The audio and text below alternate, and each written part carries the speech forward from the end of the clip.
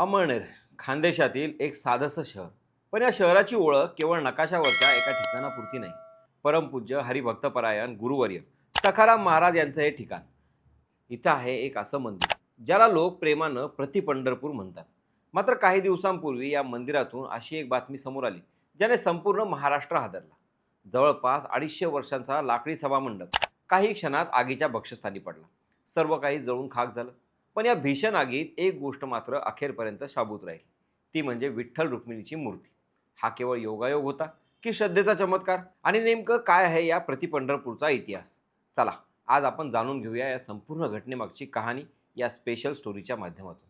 नमस्कार, मी स्वप्नील आणि आपण पाहता त्याचं काय महाराष्ट्र. काही दिवसांपूर्वी अंबळनेरच्या प्रसिद्ध संत सखाराम महाराज वाडी संस्थानात अचानक रात्री आग लागली. प्राथमिक माहितीनुसार शॉर्ट सर्किटमुळे मंदिराच्या वरच्या भागातील खोलीत आग लागली आणि काही क्षणातच तिनं भीषण रूप धारण केलं. मंदिराचा मोठा भाग पूर्णपणे लाकडी होता. त्यावर दरवर्षी ऑइल पेंट लावला जात असल्यामुळं आग आणखी वेगानं पसरली. शेकडो वर्षांचा लाकडी सभामंडप, अनेक ऐतिहासिक वस्तू आणि परिसरातील बराचसा भाग आगीत जळून खाक झाला. पण या सगळ्या विध्वंसातही विठ्ठल रुक्मिणीच्या मूर्ती सुरक्षित राहिल्या. त्यामुळे भाविकांमध्ये आश्चर्य आणि भावनिक वातावरण निर्माण झालं. घटनेची माहिती मिळताच अग्निशमन दल, प्रशासन, पोलीस, स्थानिक नागरिक आणि स्वयंसेवक घटनास्थळी धावून आले आणि आग आटोक्यात आणली. मात्र हे सगळं घडत असताना या घटनेतील आणखी एक गोष्ट अनेकांच्या मनाला स्पर्श करून गेली. याच दिवशी सकाळी ह.ब.प. श्री प्रसाद महाराज दिंडीसह पंढरपूरच्या वारीसाठी रवाना झाले होते. रात्री मंदिराला आग लागल्याची बातमी त्यांच्यापर्यंत पोहोचली, पण त्यांनी वारी अर्धवट सोडून माघारी परतण्याचा निर्णय घेतला नाही. आधी पांडुरंग हीच त्यांची भावना होती. त्यांच्या आयुष्यात यापूर्वीही आईच्या निधनाची बातमी वारी दरम्यान मिळाली होती, तरी त्यांनी वारी सोडली नव्हती. वारकरी परंपरेत भक्ती, समर्पण आणि कर्तव्य यांना किती मोठं स्थान आहे हे त्यांच्या या कृतीतून पुन्हा एकदा दिसून आलं. ही पांडुरंगाप्रती एवढ्या समर्पणाची भावना येते तरी कुठून? हे वाडी संस्थान इतकं महत्त्वाचं का आहे? महाराष्ट्रभरातून लाखो भाविक इथे काय येतात? याचं उत्तर दडलं आहे अंबळनेरच्या इतिहासात. जळगाव जिल्ह्यातील अंबळनेर हे शहर प्रति पंढरपूर म्हणून ओळखलं जातं. बोरी नदीच्या काठावर बसलेलं हे शहर पाहिलं की अनेकांना पंढरपूरची आठवण येते. नदीचा घाट, समाध्या, दगडी पूल आणि संपूर्ण परिसर पंढरपूरच्या चंद्रभागेची आठवण करून देतो. यामुळे अनेक वर्षांपूर्वीपासून लोकांनी या ठिकाणाला प्रेमानं प्रति पंढरपूर म्हणायला सुरुवात केली. पण या नावामागं केवळ भौगोलिक साम्य नाही, तर एक श्रद्धेची परंपरा आहे. असं सांगितलं जातं की पांडुरंगाचे परमभक्त बेलापूरकर महाराज दर एकादशीला पंढरपूरला जात असत. एकदा विठ्ठलाने त्यांना दृष्टांत देऊन सांगितलं की वैशाख शुद्ध एकादशीला मी माझ्या प्रिय भक्त संत सखाराम महाराजांना भेटण्यासाठी अंबळनेरला जातो. त्या दिवसापासून बेलापूरकर महाराज अंबळनेरला येऊ लागले आणि ही परंपरा आजही अखंड सुरू आहे. त्यामुळे भाविकांचा विश्वास आहे की त्या दिवशी पंढरपूरचा विठ्ठल स्वतः अंबळनेरला येतो. या संपूर्ण परंपरेच्या केंद्रस्थानी आहेत संत सखाराम महाराज. 1757 साली त्यांचा जन्म झाला. लहानपणीच आई वडिलांचं छत्र हरपलं. आयुष्यात अनेक संकटं आली, संसारातील दुःखही भोगावं लागलं, पण त्यांचं मन कायम विठ्ठल भक्तीत रमलं. ते दरवर्षी पंढरपूरच्या वारीला जात असत. इतकंच नाही तर वारीला निघताना स्वतःची झोपडीही जाळून टाकत असत, जेणेकरून संसाराचा कोणताही मोह त्यांना मागे खेचणार नाही. हा त्याग, हे वैराग्य आणि विठ्ठलावरील निस्सीम प्रेम यामुळे संत सखाराम महाराज वारकरी संप्रदायातील मोठं नाव बनले. संत सखाराम महाराज ज्या झोपडीत राहत होते त्याच जागी पुढे मंदिर उभारण्यात आलं. पूर्वी त्या ठिकाणी खरबुजांची वाडी होती, म्हणून या मंदिराला वाडी मंदिर असं नाव पडलं. या मंदिराचं आणखी एक वैशिष्ट्य म्हणजे त्याला पारंपरिक मंदिरासारखं शिखर नाही. पुढे काळानुसार या मंदिराचा विस्तार होत गेला. गणेश मंदिर, हनुमान मंदिर, धर्मशाळा, भोजनगृह, स्वयंपाकगृह, गंगामाई मंदिर आणि अनेक इमारती या संकुलात उभ्या राहिल्या. आज हे केवळ मंदिर नाही, तर वारकरी परंपरेचं एक मोठं आध्यात्मिक केंद्र आहे. संत सखाराम महाराजांनी उभारलेली ही भक्ती, सेवा आणि वारकरी परंपरा त्यांच्या समाधीनंतरही थांबली नाही.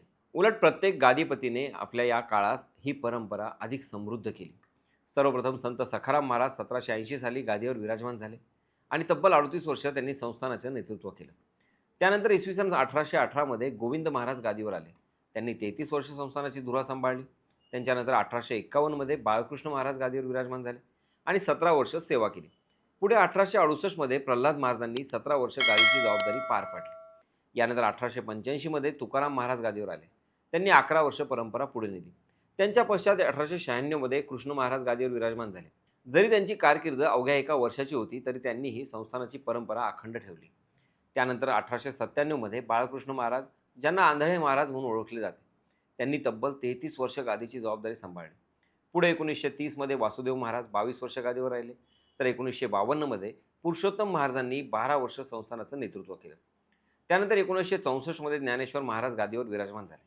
त्यांनी 23 वर्षे ही परंपरा जपली. आज या अखंड परंपरेचे 11वे गादीपती म्हणून ह.भ.प. श्री प्रसाद महाराज अंमळनेरकर कार्यरत आहेत.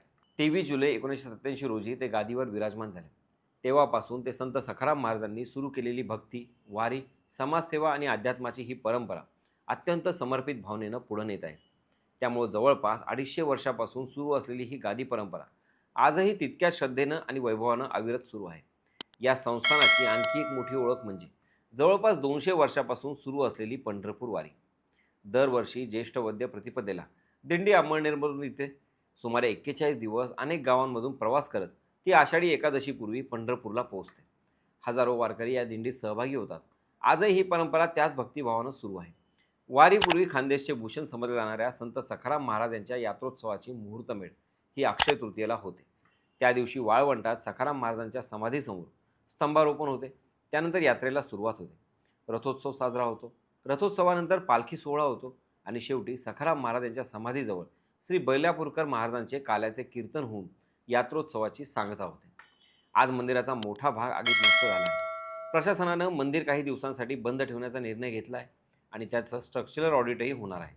पण एक गोष्ट मात्र या आगीने जळू शकलेली नाही, ती म्हणजे या भूमीची श्रद्धा, संत सखाराम महाराजांची परंपरा आणि विठ्ठल भक्तीचा अखंड प्रवाह. लाकूड जळू शकतं, इमारती कोसळू शकतात, पण शेकडो वर्षांची श्रद्धा कधीच संपत नाही.